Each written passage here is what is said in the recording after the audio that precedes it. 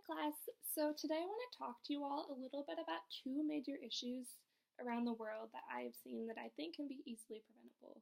The first one is malaria and the risk of malaria and the outbreak of malaria. And the second is lack of access to clean water to people around the world.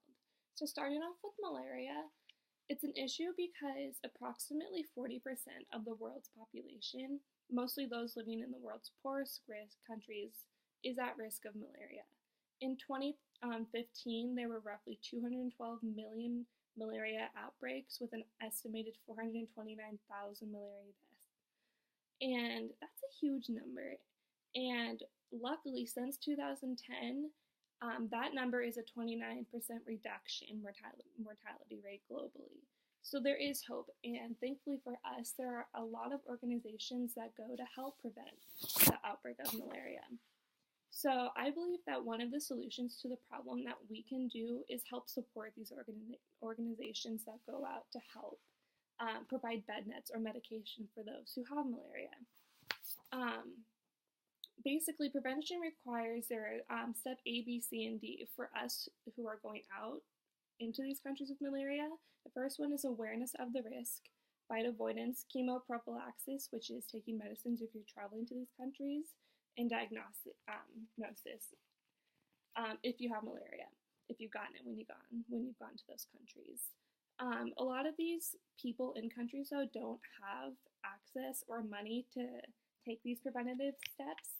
So there are two organizations that we can all support to make sure that bed nets are given to people when they sleep or that medication goes out if they have malaria already. One organization is TAM. That's a nonprofit organization that sends out bed nets to specifically women and children that have malaria. And the second one is the United Nations Foundation Nothing But Nets, which again is a global organization that sends out bed nets as well. So with Nothing But Nets, that foundation, with a $10 contribution, a bed net gets sent to someone in Africa. And with this organization, more than $35 million have been raised, with more than 4 million bed nets have been sent to 25 countries across Africa. So those are just two ways that malaria can help be prevented, and it kind of makes it our issue because people don't have money to do this, and they can't help where they've been born. That malaria is a big issue, and I think that we can all contribute $10 to help someone in need. The second issue I want to talk to you guys about is lack of access to clean water. And 783 million people do not have access to clean water. And almost 2.5 billion people do not have access to adequate sanitation of clean water. 6 to 8 million people die annually from the consequences of disasters of water-related diseases. So basically, with that number, that's approximately twice the size of the United States of America that don't have access to clean water. And that, basically, if you don't have access to clean water, you can get sick, you can get diseases and die from that. And access to clean water, you can get a better education, you can have a better income and better health, especially for women and kids, who are the two, basically, those are the ones who are dedicating hours of their day to walk miles to try to find access to clean water.